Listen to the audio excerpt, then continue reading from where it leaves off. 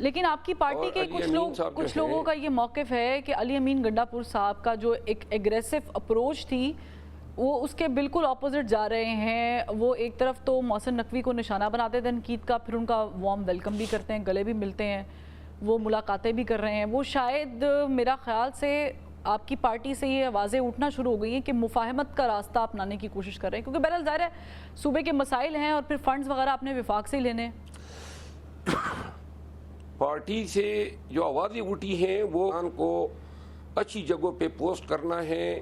جنہوں نے 9 مئی کے بعد ہمارے ورکر کے ساتھ صوبہ بھر میں اپنے اضلاع میں بڑا ظلم کیا تھا, اور اس کی شواہد ہیں کہ ان افسران کو نوازا گیا ہے.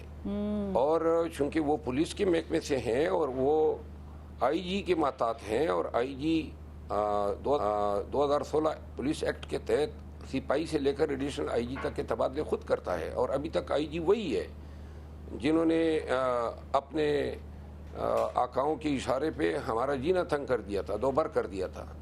تو لہٰذا جب تک آئی جی اور چیف سیکرٹری ہٹیں گے نہیں اور اختیار جو ہے مکمل طور پہ حکومت کے پاس نہیں آتا ہے, تو یہ الزامات جو ہیں وہ علی امین خان کی طرف بنتے نہیں ہیں.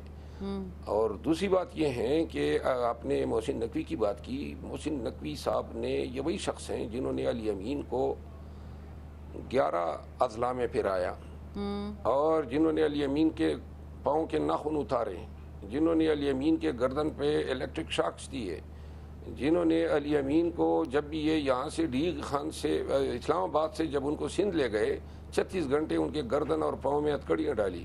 لیکن جب محسن نقوی صاحب علی امین خان کے گھر گئے تو پھر یہ رواج بنتا ہے, اور ہیں ہمارے روایات ہیں کہ مہمان کو ہم چاہے کوئی بھی ہو اس کو رسپیکٹ دیتے ہیں, اور اس پہ میں نہیں سمجھتا ہوں کہ علی امین کی طرف کوئی انگلی جائے گی. یہ روایت کے تحت انہوں نے جو کیا میں اس کی ستائش کرتا ہوں. کیا وجہ ہے مروت صاحب, آپ نے اتنا ڈیٹیل میں بتایا محسن نقوی کے بارے میں, یہ کیا وجہ ہے کہ محسن نقوی کو ایک کے بعد ایک عہدے سے نوازا جا رہا ہے؟ یہ حکومت کر رہی ہے کیونکہ بظاہر تو گورنمنٹ ہی بیٹھی ہے, لیکن مجھے لگ رہا ہے وہ بھی بے بس ہے. نہیں, گورنمنٹ تو برائے نام گورنمنٹ ہے, یہ تو بیسیکلی دکھاوا ہے. اور محسن نقوی صاحب صحیح معنوں میں حکمران ہیں, اور وہ رانا ثناء اللہ صاحب کا وہ بیان آپ نے دیکھا ہوگا کسی ٹاک شو میں, انہوں نے کہا کہ ان کی مہربانی ہے کہ وزارت داخلہ پہ اکتفا کر لیا, ورنہ وزیر اعظم بن جاتے تو یہ بھی کوئی انہونی نہ ہوتی. آپ رانا ثناء اللہ کی اس بات سے اتفاق کرتے ہیں کہ وہ بن سکتے ہیں وزیر اعظم؟ اتفاق بھی کرتا ہوں, اور میں ایک میری گتی بھی سلجھ گئی. وہ رانا ثناء اللہ کے ہار کے پیچھے مجھے نظر آ گیا جب رانا ثناء اللہ نے یہ بیان دیا تو اندر سے وہ بول اٹھے کہ فارم 47 پہ یہ کیوں مستفید نہیں ہوا.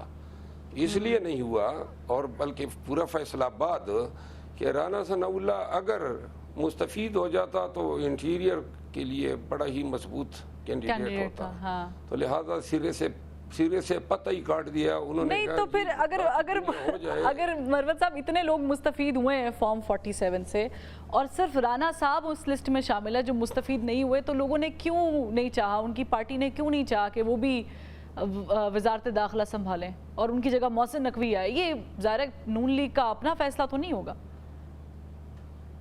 دیکھیں, نون لیگ کو خود پتہ نہیں ہے کہ کہاں کہاں پہ فارم 47 کی سیٹیں ان کو دینی تھی.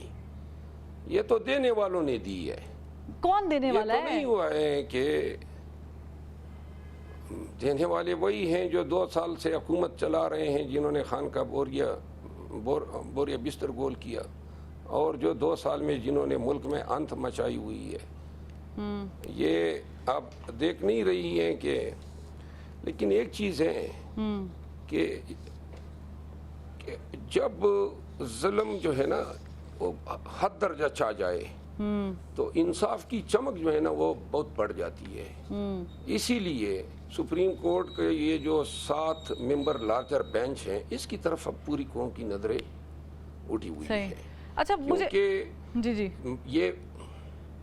یہ مینڈیٹ کا چوری ہو جانا یہ بیسیکلی پورے آئین سے غداری ہے. یہ پورے پاکستان کے سالمیت کے ساتھ، جمہوریت کے ساتھ، ریاست اور وفاق کی وحدانیت سے انکار ہے اس طریقے سے. تو لہذا اب سپریم کورٹ نے یہ دیکھنا ہے کہ واقعی یہ 2 سالوں میں نظام عدل کو مفلوج رکھا گیا تھا انہی ہتھ کنڈوں سے، جن ہتھ کنڈوں کی نشاندہی اس جج صاحبان کے خط میں کی گئی.